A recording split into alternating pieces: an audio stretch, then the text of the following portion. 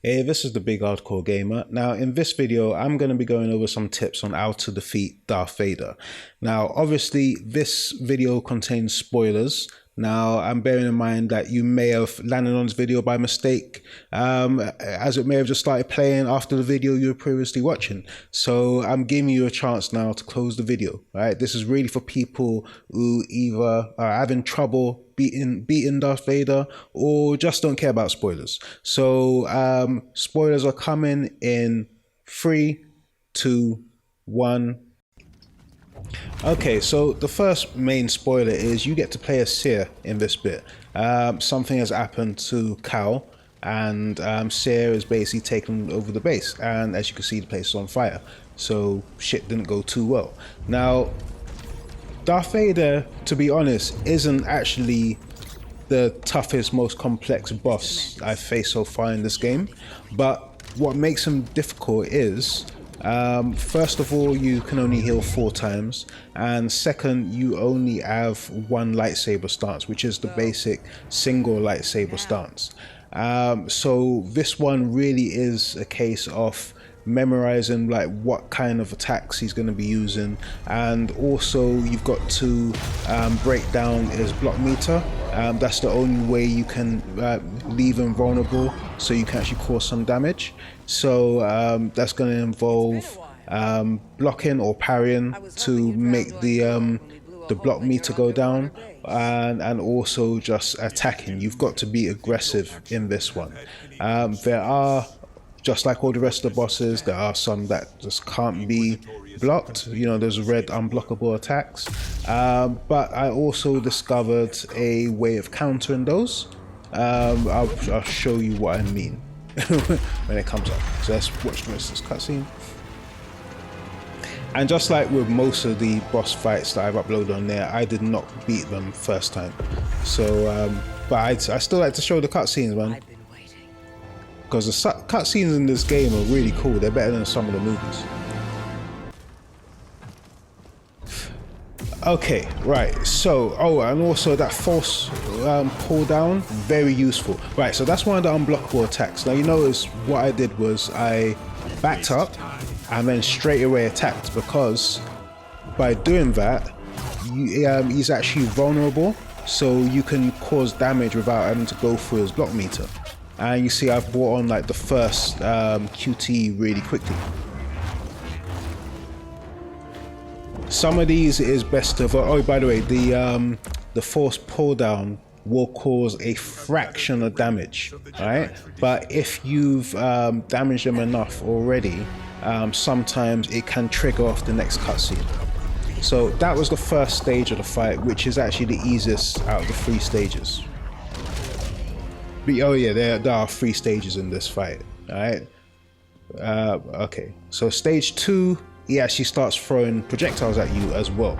Now, one thing I don't like, oh yeah, obviously, block what you can, and if it looks too risky, just evade.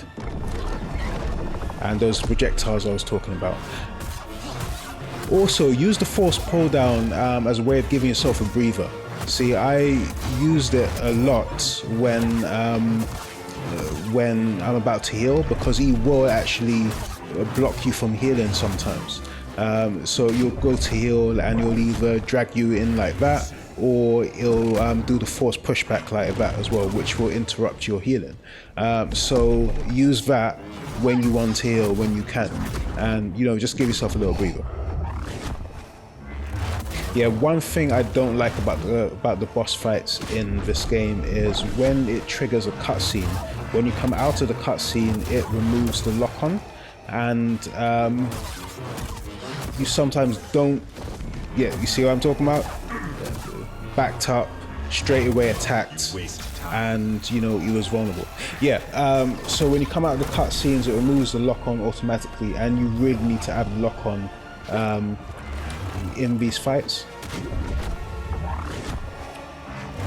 And they attack straight after the cutscene as well, so you don't always have time to put them on. So especially in this fight, you'll need to back up first, and then try like automatically, so instantly just try locking on by pushing on the red stick.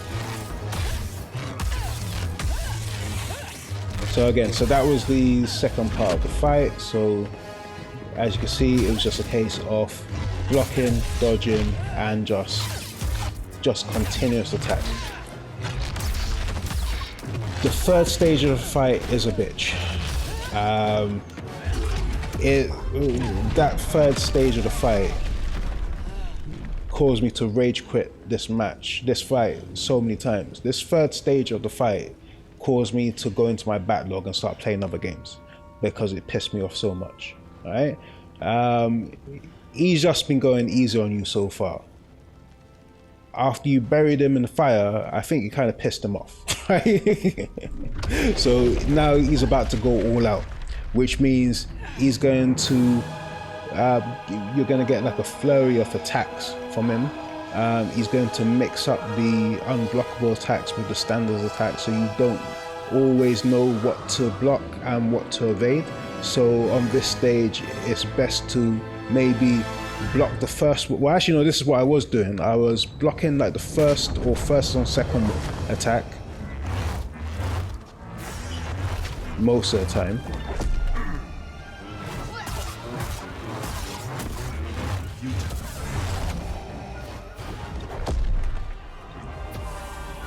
See what I was talking about there?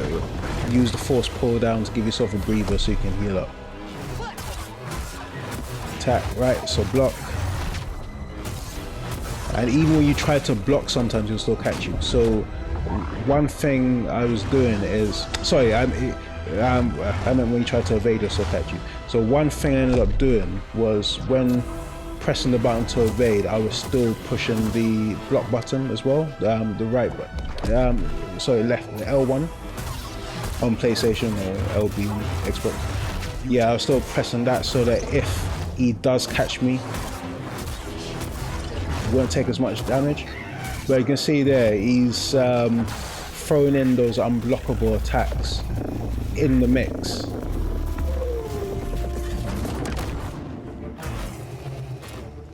So the safest option is to just try and evade all of them.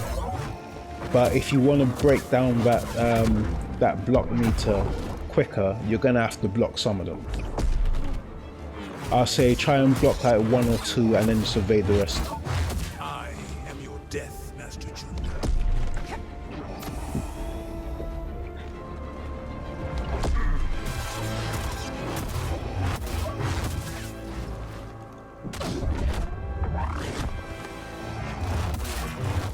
Well, I got to this point and I realized that I've used up all of my healing, and I've got less than half off my health left. I was starting to stress out because it literally would have taken like one hit, or maybe the that grab move that he does, which sucks out all your health, and it would have been over. Right, so advanced warning now. Once this fight, see, look, I'm almost dead. He's almost dead. So yeah, right. So major spoilers now. If you don't want to see it, stop now.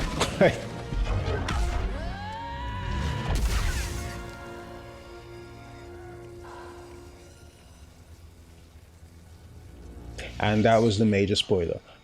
But you know, it's Darth Vader, so I'm pretty sure you guessed it, that this shit was gonna happen anyway.